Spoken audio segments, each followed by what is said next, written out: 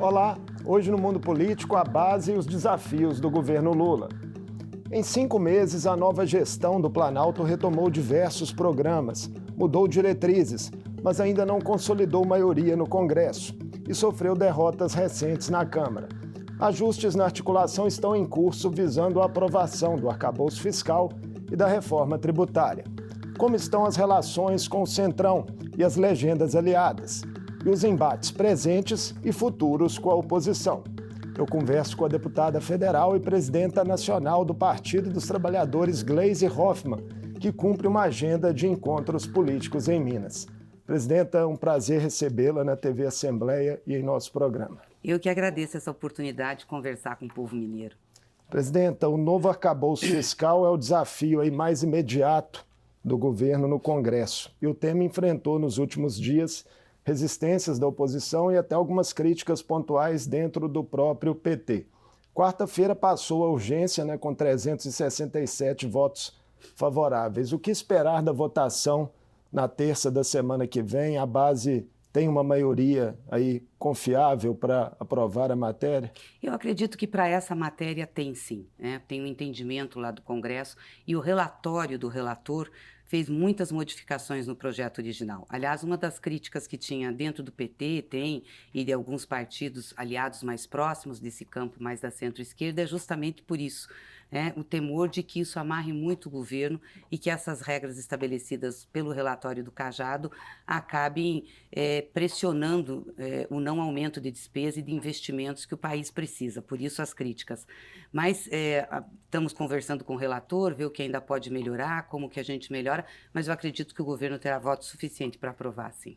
No PT, as ressalvas às mudanças no texto foram pacificadas. Segundo a repórter Vera Rosa do Estadão, ali Lula teria avisado que não aceitaria dissidências. Não, jamais seria essa a postura do presidente Lula, conheço ele. Lula pode pedir para votar, pode pedir ao PT, fazer um apelo, mas ele jamais vai impor qualquer coisa. O Lula é democrático e o PT é um partido que tem vida, discute, debate. Eu acho que uma das coisas importantes, e talvez esteja aí a força do PT, é exatamente por isso, porque é um partido que debate todas as matérias. E eu acho que isso é benéfico, inclusive, para o governo, porque chama a atenção das coisas, alerta. Então, o presidente jamais imporia qualquer coisa. O espírito do que deve ser aprovado no Congresso nessa matéria é algo mais restritivo ainda do que a proposta original? É mais restritivo do que a proposta original, porque a proposta original trabalhava com 3 travas em relação à receita. Agora a gente voltou a ter, por parte do relator, o contingenciamento de despesas.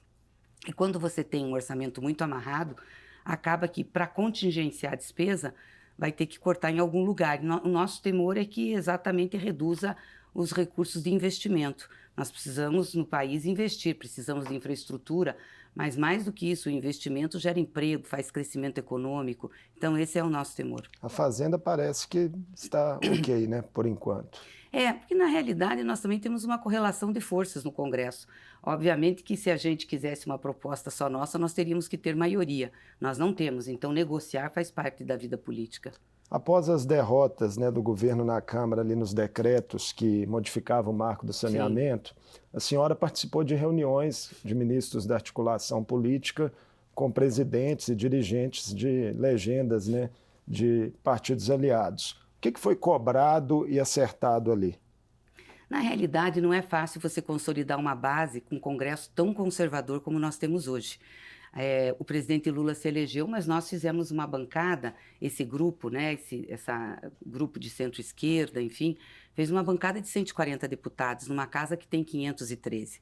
Então, majoritariamente conservadora, mais de direita, e a gente começou a construir a base e a tentar consolidar. Mas isso leva um tempo, porque não é fácil, por exemplo, um partido como União Brasil, que é totalmente oposto às nossas ideias, visão de economia, enfim, projeto, vir para a base e aderir a tudo, ou votar com tudo, Embora eu acho que como ele está na base, tem que fazer isso, Está com o Ministério, teria que fazer. Não só a União, MDB, PSD também são partidos que têm ministérios, mas que têm votado pontualmente contra o governo. Nesse caso do decreto foi muito ruim, Eu acho muito ruim. Em outras matérias, a dissidência é pequena nesses dois partidos.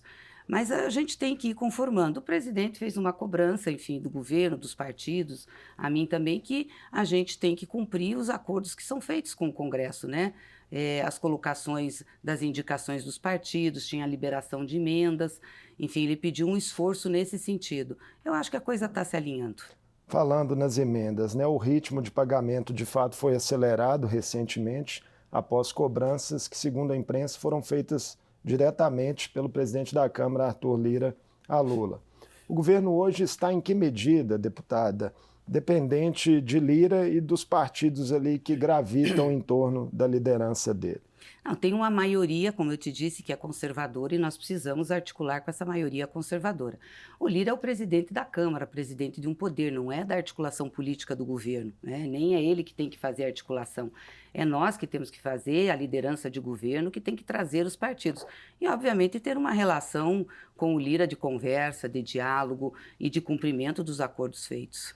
Ao mesmo tempo, né, em que faz cobranças ao governo, o Lira tem se comprometido publicamente com o calendário pelo qual a Câmara aprovaria ainda neste primeiro semestre a reforma tributária, que é outra pauta importante para o governo. Como é que a senhora tem visto essa construção específica, mudanças no sistema de impostos do país? Será que finalmente vão sair do papel, né, depois de tantas tentativas frustradas? Veja, essa é uma parte da reforma tributária. Ela diz respeito à parte do consumo, os impostos sobre consumos. Ela visa o quê? Uma unificação de impostos, né, com alíquota também unificada para o Brasil, e uma simplificação do sistema tributário. Então, ela vai ser bastante benéfica, inclusive para o setor empresarial, acho que vai ter impacto também para o consumidor. E nós temos uma segunda parte, que aí são sobre os impostos de patrimônio e de renda, que essa eu julgo bem importante, porque é nela que a gente tem condições de fazer justiça tributária. Ou seja, quem é mais rico paga mais, quem é mais pobre paga menos. É isso que a gente está querendo. E aí você tem que tributar grandes fortunas, jatinhos, esse tipo de coisa. Essa segunda parte pode demandar mais tempo, mais negociação? Eu acredito que sim, porque o que está negociado agora pelo ministro Haddad é essa primeira parte, que segundo o presidente Lira, ele já quer começar a fazer a discussão agora em junho. Temos um deputado federal mineiro na linha de frente da articulação, né, Reginaldo Lopes. Sim, exatamente, ele tem se dedicado muito ao tema. Então, deputada, em outra votação essa semana, a base do governo, né, se dividiu. Foi ali na apreciação da PEC, a proposta de emenda à Constituição, que concede perdão de multas a partidos políticos que descumpriram ali cotas raciais, regras de gênero também impostas pela Justiça Eleitoral. Quanto à Federação PSOL-Rede foi contra, o PT votou a favor.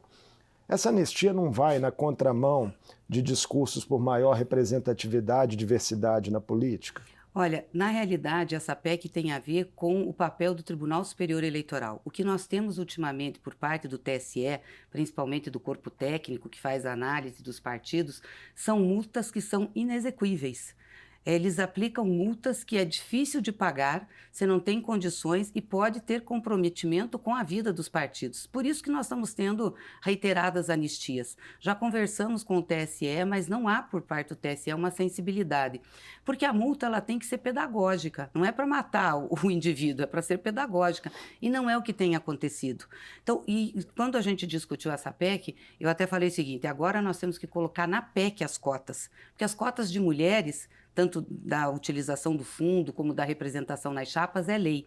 As cotas raciais não é uma lei. As cotas raciais estão numa regulamentação do TSE. E a coisa está muito confusa em tudo isso. Por exemplo, não se diz se essas cotas têm que ser repartidas antes de tirar o recurso para o candidato majoritário ou depois. Os candidatos se autodeclaram negros ou pardos. Nós tivemos um problema que muita gente que não é nem negra nem parda se autodeclarou. Corrigimos isso internamente no PT, mandamos para o TSE não quis aceitar. Tem problemas recorrentes com candidaturas laranjas, né, femininas. Também tem problema recorrente. Então, o que nós precisamos, que eu acho que tem que ter nessa PEC, que vai ser discutido agora o conteúdo dela? Além da multa, que tem que ser uma multa exequível, ou seja, o partido ter condições de pagar dentro da sua realidade sem se desestruturar, nós precisamos também ter penalidades políticas. Por exemplo, se um partido fez candidatura laranja de mulher, só para cumprir tabela, você atestou que é isso. Se ele eleger a bancada de homens, ele tem que perder pelo menos uma cadeira para uma mulher entrar. Tem que ter uma penalidade assim. Ou então ter as cotas nas cadeiras, como é na Argentina e como é no Chile. O PT cumpriu as cotas. Nós temos as cotas de mulheres plenamente cumpridas. Vamos ter problemas com essas de negros e negras por conta da autodeclaração e da candidatura majoritária. Então, isso foi um problema para nós. Mas nós elegemos a maior bancada negra da nossa história no Congresso Nacional e dobramos a nossa bancada feminina. Sempre tivemos muito compromisso com as cotas. Tanto que na direção do partido, 50% são homens e 50% mulheres. Vamos falar agora de outro assunto que ocupa muito tempo da senhora, os embates com a oposição, né, que têm sido mais acalorados aí em torno das CPIs. A dos atos de 8 de janeiro pode ser instalada na próxima semana e o governo assegurou 2/3 da composição do colegiado. Inicialmente, havia até uma resistência do governo em relação à criação dessa comissão. Qual deve ser a linha de atuação da base agora? De investigar exatamente tudo o que aconteceu, e não é pouca coisa. Quando a gente pega, desde depois da eleição de outubro para cá, a sequência de atos, de atitudes que esse grupo do Bolsonaro fez, você vai encadeando que eles são os grandes responsáveis pelo que aconteceu em 8 de janeiro. Organizadores, inclusive com nomes, com pessoas que financiaram, com pessoas que participaram, que organizaram, que estavam nas frentes dos quartéis. Então, isso, a bem da democracia, tem que ser investigado e as pessoas responsáveis têm que ser punidas para que não volte a acontecer. Nós não podemos ter de novo depredação dos poderes instituídos, querer fazer golpe de Estado. Nós estamos construindo nossa democracia desde o advento da Constituinte e não podemos agora arrefecer. Então, eu acho que essa CPMI, ela tem a oportunidade do campo democrático se fortalecer. Uma segunda CPI, a do MST, tem a relatoria e a presidência com a oposição. É um foco potencial de desgaste preocupante para o governo? Eu acho que é o que eles querem, porque não tem lógica e nem fundamento essa CPI do MST. Não tem motivo, objetivo. Ela foi uma instalação meramente de decisão política, sem se resguardar com o objetivo que prevê o regimento interno para a instalação de CPIs. Eu acho que eles pretendem fazer isso. E eu acho que a gente tem que fazer uma conversa séria, aproveitar isso para fazer uma conversa séria. O que é o MST?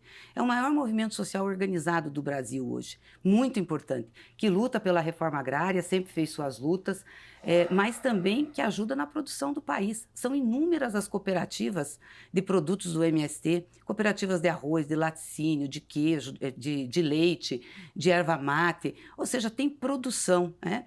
E não tem por que ter esse confronto entre MST e agronegócio. O agro é importante para o nosso país, exportador de grãos, né, ajuda na economia, fundamental, mas o MST e a agricultura familiar é que põe comida na mesa do povo. Quem produz arroz, feijão, mandioca, enfim, batata, são esses agricultores.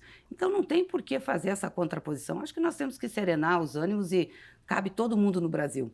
Outro campo de batalha com a oposição são as redes. O governo Lula reativou nos últimos meses, né, programas sociais como Bolsa Família, Minha Casa Minha Vida, Mais Médicos, uma agenda positiva, mas, segundo especialistas, tem perdido disputas narrativas em plataformas digitais. Como que a senhora vê a cobrança de aliados e analistas por uma comunicação melhor do governo? Eu acho bom, porque vai pressionando o governo e também nós do PT a melhorarmos a comunicação de redes. Acho que nós já melhoramos bastante. Se nós pegarmos o que foi a campanha de 18 e o que foi a campanha de 22, a gente conseguiu se posicionar nesse campo de batalha. Mas, de fato, ainda falta muito. E o governo tem uma característica, né? Ele é mais lento por natureza em tudo, por conta da burocracia estatal, por conta de como as coisas têm que ser feitas. Mas eu acho que logo isso pega um rumo e vai dar certo. A ausência de parlamentares de esquerda, né, ali no topo dos rankings de popularidade digital que hoje são feitos aí no Congresso, gera debates internos sobre essa situação? Gera, mas você tem que também ver o seguinte, muitas vezes a rede social, para você ter uma interação maior ou ter uma exposição maior, você tem que fazer coisas apelativas, entendeu? Gravar lá do meio do plenário, gritar, falar. Eles fazem muitas fake news. A mentira é muito mais divertida do que a verdade, essa é a grande verdade é essa. Então, eles têm mais facilidade, eles não têm compromisso com a verdade, nem compromisso com o que está acontecendo no país e ficam o dia inteiro fazendo aquele tipo de ação. Nós temos mais dificuldades para isso, a gente tem muito mais responsabilidade no que fala, como fala, em levar a verdade para as pessoas, e isso realmente nos tira essa competitividade de exposição. Mas eu acho que a gente pode melhorar mesmo nesse nosso caminho e se dedicar mais às redes sociais. Um pano de fundo, né, desses embates também é o projeto de regulação das redes, Sim. que tramita na Câmara, chegou a ser pautado no início desse mês, depois foi retirado de pauta ali, havia uma perspectiva até de derrota naquele momento. Mas a construção continua. Como é que a senhora está vendo o desenrolar desse debate no Congresso? Tem um relator, né, que é da base do governo, o deputado Orlando Silva. Não, eu acho que nós vamos votar. O projeto tratava da regulação das redes para combate a fake news e também entrou no projeto a questão do pagamento a conteúdo jornalístico, a remuneração dos blogs, do YouTube, enfim, e isso gerou muita divergência. Então, o que está acontecendo agora?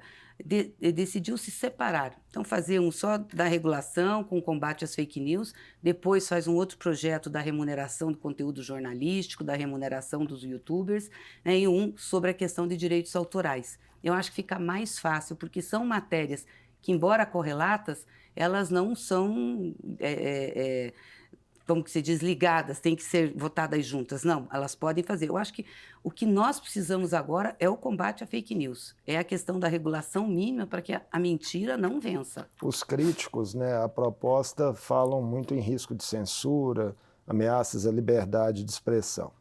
Não acredito nisso. Veja, toda a nossa televisão é regulada. Você tem regulamento sobre isso. Rádios, TVs, enfim, tem regulação. Nós vivemos num país regulado, onde se regula a questão da energia elétrica, se regula a questão da água, se regula o petróleo, por isso tem as agências. Por que a rede não pode ser regulada para evitar mentira? Porque uma coisa é a liberdade de expressão, eu vir aqui, colocar minhas ideias, debater com você, divulgar as ideias. A outra coisa é eu mentir. A outra coisa é eu te ameaçar. Nós estamos tendo isso nas redes sociais, vivendo com ameaça de morte, gente com arma na mão, incitando o ódio, a violência. Isso não é liberdade de expressão. Então, esse tipo de coisa tem que ser coibido. E o projeto está relacionando o que é. Tem uma questão central ali que está gerando muito debate, que é a quem caberia a fiscalização, né, uma vez aprovado um regramento.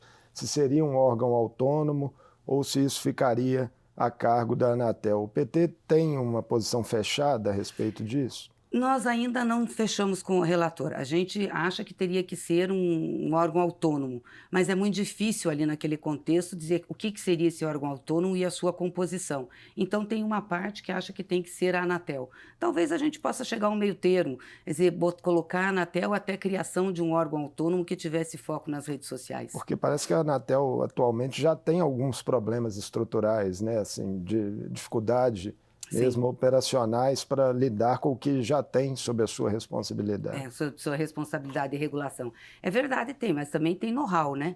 Tem conhecimento de regulação, sabe, funcionamento das outras mídias. Então, eu acho que o deputado Orlando ainda vai sentar para discutir isso melhor. Tem aquela coisa também das Big Techs serem equiparadas a empresas de comunicação, que é uma defesa que vem sendo feita pelo próprio ministro Alexandre de Moraes. Na realidade, eu não sei se essa parte vai entrar aqui na regulação das fake news ou fica para a questão do conteúdo jornalístico.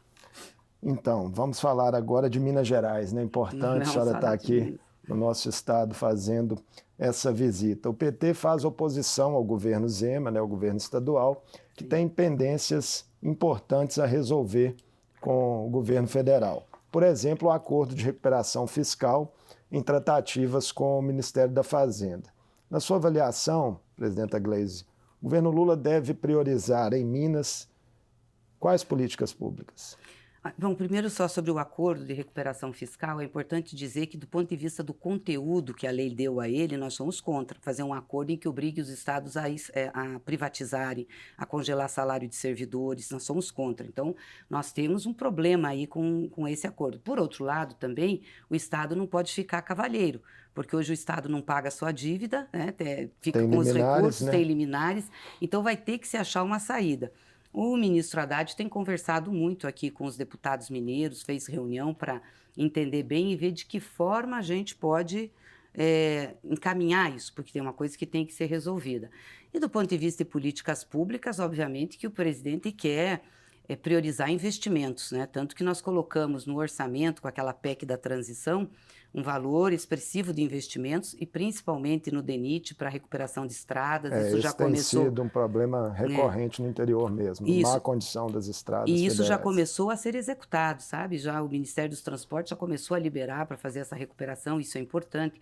Projetos como Minha Casa Minha Vida, para dar habitação às pessoas e também para gerar emprego. Mais médicos, que a gente sabe da importância que tem. Minas tem mais de 800 municípios, conseguir médico para atender todo mundo nesses municípios é difícil. Então, até o final do ano serão contratados 25 mil médicos para atender o Brasil. O Bolsa Família, que foi recuperado, enfim, e investimentos específicos que Minas precisa. O presidente já falou, depois da eleição, do compromisso que ele tem com o povo mineiro e a gratidão que ele tem, né? Minas deu a eleição para o presidente Lula. As críticas públicas que o governador Romeu Zema tem feito ao governo Lula e o horizonte de 2026 podem atrapalhar a relação federativa entre a União e o Estado? Não acredito. Acho que o presidente Lula separa muito bem isso. O que é política, e aí nós do PT somos oposição aqui, somos porque não concordamos com a visão liberal do Zema, da entrega do Estado, do jeito que ele governa, de minimizar o papel do Estado, somos críticos a isso, então estamos do outro lado. Agora, o presidente, como presidente da República, ele tem relacionamento institucional com os governadores, não só com o Zema, com todos, e nem todos nos apoiaram. E tem governadores mais críticos. Obviamente que eu não acredito que o governador vai fazer oposição ao governo federal, até porque ele também precisa dessa relação. Se ele fizer isso, é ruim para Minas Gerais, mas o presidente Lula jamais deixará de atender Minas por conta disso. Tivemos já uma experiência anterior nos primeiros mandatos dele, quando Aécio Neves governava Minas Gerais, ali a relação de fato foi muito boa, né? Mas tem que ser uma relação de respeito institucional. Não é que o presidente concorde com as ideias do Zema ou vice-versa, mas tem que encaminhar as coisas que têm interesse do Estado, do povo mineiro. Nessa vinda a Minas, a senhora tem agendas, né, em Contagem, maior cidade dirigida pelo PT no país, pela ex-deputada Marília Campos, e irá ainda a Teoflotone, no Vale do Mucuri, e Montes Claros, no norte de Minas. A programação inclui também, né, reuniões com o presidente da Assembleia, com outros prefeitos, vices, vereadores do PT no estado, movimentos sociais e de mulheres, muita coisa. Bastante. Tudo isso já é parte da preparação do partido para as eleições municipais do ano que vem? Também. Com certeza a eleição tem um foco nosso muito grande, porque vai ser uma eleição importante e, obviamente, que ela vai ter também um papel depois importante na eleição de 26. E nós precisamos aumentar e queremos aumentar o nosso número de prefeitos, prefeitas, de vereadores, vereadoras. Então, eu tenho feito uma rodada em vários estados exatamente para conversar com os nossos dirigentes, nossos parlamentares, para a gente ir se organizando para 24. Não dá para deixar para decidir as coisas em 24. Nós temos que ter as definições das candidaturas, da política de alianças, de como nós vamos fazer a campanha nesse ano. Então, por isso, as reuniões com os nossos dirigentes, com os nossos deputados, também com as mulheres, para fortalecer a presença das mulheres nas eleições. É uma primeira de outras visitas que vão ocorrer no estado nesse sentido. A gente sabe que Minas é muito grande, né? O partido tem prefeituras em outras regiões também. Eu não consegui dessa vez visitar a Margarida, em Juiz de Fora, eu quero ir. Então, da próxima vez, nós vamos visitar a Margarida e fazer o outro lado do estado. Então, o partido tem metas assim definidas, específicas para essa eleição municipal. O PT em Minas perdeu espaço em relação ao que já teve no passado, né, nas últimas eleições, que foram, de fato, as últimas eleições municipais difíceis para o partido como um todo, né, não só em Minas Gerais. Eu acredito que essa eleição nós vamos ter mais facilidade. Primeiro porque aquela coisa contra o PT, aquela perseguição, ela já arrefeceu muito. As pessoas começaram a entender que houve uma barbárie quase contra o partido, o presidente Lula. E o fato de também ter Lula na presidência ajuda muito. E, claro, o sucesso do governo, porque se o governo for bem, isso tem impacto também nas eleições municipais e na nossa disputa. Nós não conversamos ainda sobre números, qual seria a meta. Nós estamos fazendo os levantamentos nos estados, eu tenho visitado, mas nossa direção tem trabalhado para que a gente possa, no segundo semestre, ter avaliação concreta e poder dizer, olha, aqui nós podemos disputar e ganhar, aqui não podemos. Então, ter uma meta bem factível. Aqui no estado, as conversas estão centradas nesse momento com a federação ou outros partidos aliados no campo federal também já estão sendo incluídos? Não, a direção estadual já está fazendo conversas aqui. O presidente Cristiano me relatou que tem conversado com os partidos, principalmente desse nosso campo, né? Mas eu hoje vim aqui com o objetivo de conversar mais com o PT mesmo, uma primeira fase da nossa organização e com a federação, né? Discutir, porque agora estamos juntos. Para terminar nossa conversa, queria tocar num assunto que ganhou as manchetes do país e que tem ligações com o estado da senhora, o Paraná, né? A cassação do mandato do deputado Deltan Dallagnol, né, que foi uma figura central aí no processo político do país nos últimos anos, na condenação que o ex-presidente Lula sofreu. O deputado tem se dito, né, vítima de revanchismo e responsabilizado o próprio governo pelo ocorrido. Como é que a senhora viu a questão? Olha, o deputado foi julgado pela lei que ele mesmo ajudou a fazer. Ele não era parlamentar, mas mobilizou, pressionou, que foi a lei do ficha limpa. Foi nessa lei que ele foi julgado. Quer dizer, ele cometeu um ilícito, um crime. Ia sair do Ministério Público para não ter problemas problemas disciplinares que ele teria, inclusive, perdendo o cargo no Ministério Público. E fez isso para poder disputar a eleição. É o mesmo que vale para os deputados. Se você está num inquérito, né, na comissão de ética da Câmara, e sabe que vai ter problemas, e sabe que pode ser cassado pela casa, o deputado renunciava, porque aí podia vir candidato no outro mandato. E a lei da ficha limpa veio para isso. Foi eles que lutaram muito para que isso acontecesse, inclusive. E ele caiu exatamente nesse artigo. Então, é uma questão de justiça. Quer dizer, o que serve para um tem que servir para outro. Deputada Gleisi Hoffmann, foi um prazer recebê-la aqui no Mundo Político. Obrigado por ter aceito o nosso convite. Obrigada, eu que agradeço e agradeço a todos os telespectadores. Eu conversei com a deputada federal Gleisi Hoffmann, presidenta nacional do Partido dos Trabalhadores. Falamos sobre os desafios da base do governo Lula para a aprovação do novo arcabouço fiscal e da reforma tributária, os ajustes em curso na articulação política e os embates com a oposição no Congresso Nacional. E ainda os planos eleitorais da legenda em Minas Gerais. O Mundo Político fica por aqui. Obrigado por nos acompanhar e até o próximo programa.